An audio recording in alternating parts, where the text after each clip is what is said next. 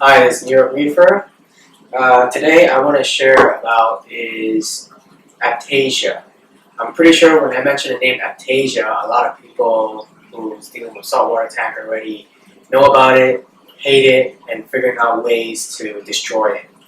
And I've been one of them for a couple of years ago. I've been fighting pretty much a tank that's filled with Aiptasia. It happened to I bought a piece of coral from another shop, but that rock happened to came with an Aiptasia, so the Aiptasia kind of started blooming in my tank without me really noticing. And by the time I noticed, it was pretty much all over my rocks. So today I want to go cover how can we stop this Aiptasia growth before it goes crazy. Now, before I go any further, for those who are not sure what Aiptasia is or first time hearing this name, let's have a quick talk about what is Aiptasia. So Aiptasia is just like another coral. What happened is that this coral happens to grow in pretty much anywhere, especially in harsh conditions, and they're able to survive pretty well. However, when they grow out, they just look like any other coral. However, they happen to sting. And they would sting all corals around them and happen to kill them and take over their territory and start growing around it. So some people might like Aiptasia, and for those who hate Aiptasia, here are some options to pretty much kill it. Now, there are many ways to killing Aiptasia. Some people would say just look into the rocks, see if it happens to grow in a glass or anything. Just use something sharp, point it and kill it, and just crush it right there. Or you can use certain chemicals to kill it, or using a wand. Now today I'm going to talk about what are some options that you have, and perhaps we can go from there. Now, some ways to kill an Aiptasia is you can use something like this, Aiptasia X from Red Sea. There are many companies that pretty much have these kind of chemicals that kill specific Aiptasia. It comes with a little liquid bottle like this, and it comes with a syringe, you see with this little cap in there. And what you can do is you pretty much pick up those chemicals on the bottom, and then you have to slowly spray it into the head of the Aiptasia. So when the Aiptasia opens like so, you have to make sure you spray these chemicals around the head. You start with the tentacles first, okay? Because why is when you happen to scare an Aiptasia, or an Aiptasia sense that you're trying to do something to move it, it will release what they known as like little eggs, and then it will disperse itself and start growing all over the tank. So this is one thing you want to avoid, okay? Which is alerting an Aiptasia and allowing it to grow all over the place or spreading its eggs all everywhere. So again, if you're using any solutions like this, you take something like this, you start around the area where its tentacles. As it closes up, make sure you hit the head. Okay, so this is where the Aiptasia head is. Make sure you put most of the chemical in there surrounding it, and then slowly it would die. Okay, now this is one option you can do. Now, for those who don't really like to use chemicals, there are other options. Now, another option is using this vaginal wand.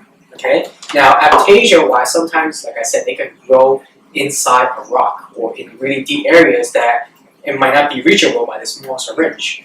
So what you can do is utilize this vaginal wand. So this vaginal wand, pretty much, it releases these heat. Now these heat are strong enough to pretty much kill the Aiptasia itself. So when you purchase one, if you have one already, okay, so you pretty much plug this to an outlet, and this right here, this red button, pretty much when you click on it, this portion right here would heat up, okay, heat up, and then what you would do is, again, like my example right here, okay, this is the Aiptasia. You will go directly in there slowly, okay, don't push it around. Again, if you hit the tentacles or anything, then the Aiptasia will feel that it's pretty much in danger, and then it's going to release its eggs all over, and then you're going to find Aiptasias growing all over the place. Okay, so slowly put it into its head, around this area, into where the tentacles are, and then you press that button, and this you will see, if you put it in the water, it will heat up. Okay, it will heat up, and then it will start closing. And then make sure you put this pin in there, okay, into the head of the Aiptasia. Okay, as it closes up, you swirl a little bit around, to make sure that it kills the area. And then very fast, you will see this Aiptasia start growing into clumps. That's a good sign. Okay, that means it's killing. Okay, so make sure it goes in a clump, and then probably use a scoop or something to scoop out whatever the rest is, or just leave it as is because this coral is pretty much dead. Okay, and now one thing about the Majano wand is that you cannot use it for too long. Okay, because these will potentially heat up your water, so you don't want to keep this on for maybe like more than 10 minutes or so. Okay. Now after this is done, make sure you rinse with water this portion right here where it touches the water. Okay, because this is pretty much like a metal rod, so if you don't clean it, it will rust because of the salt. Okay, so run it with like lukewarm to like cold water for about like a minute or so, and then you make sure you dry it up, and it comes with a rubber cap, and then you cap it back up. That's it. You're pretty much done with using this Majano on it, and then until you see another Aiptasia, you can use it again. And again, these two items right here are pretty good if it's like really in depth into a rock or something. You can see that pretty much inside a rock that it's really hard to maybe pull out by hand or just using some sort of equipment to like poke at it to kill it. Now another one that I would highly recommend is using stuff that normally eat Aiptasia. So they're asking a question: what kind of animals that I have in my fish tank that really eats Aiptasia? So one of them is the fowlfish. Okay, fowlfish is somewhat known to eat Aiptasia. However, it's a hit or miss. Okay, maybe like a 50-50 or so. Because depending on what kind of food source you have in your tank, fowlfish might not tackle your Aiptasia right away. Or it might take some time, or it might not even hit it at all. Now another one that you can think of is that you can try is the shrimp. Okay, you can use the peppermint shrimp. Now this peppermint shrimp are also again a hit or a miss. However, it's more of a hit than a miss. Peppermint shrimp, because of the small hands that it has, so it can go into pretty in-depth rock area and start picking at the Aiptasia, and they do a pretty good job at picking at the Aiptasia. Of course, this is assuming that other than there's no other food source and it happens to eat its sufficient amount, then it will go for the Aiptasia. Don't worry, peppermint shrimp generally don't go for any other coral such as torches or hammers or so. So you don't have to worry too much about that. But mostly it would go for the Aiptasians. So those are two animals that I would highly recommend. I know there are other butterflies that some people say it will also work. So these are different options they can try, because butterfly, they have this long nose. So the long nose can able to pick into the small rock open pores area that it can take out the Aiptasia from there. So these are the certain options. Now I personally recommend using peppermint shrimp, because peppermint shrimp wise, I am not putting extra chemical into the tank, although it says it does not affect other coral.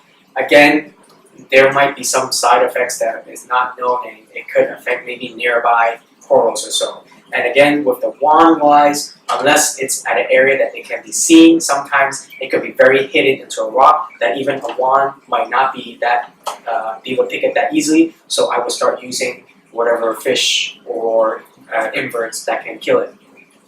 Now, what if you have passed this stage where, okay, well, hey, New York Reefer, right now I have a lot of Aiptasia. For me to kill them one by one is pretty much crazy.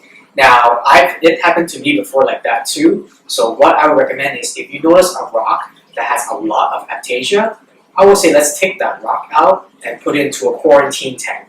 Okay, now inside a quarantine tank, put maybe like several peppermint shrimp in there and let the peppermint shrimp do its job. Okay, try not to put it back into your tank. Okay, now most of the time, if you see one Aiptasia in your tank, most likely there are maybe like 10 or 20 that's pretty much hidden inside the rocks. So it's not the end of the world. It is curable. Just make sure you quarantine that rock. That's one of the options.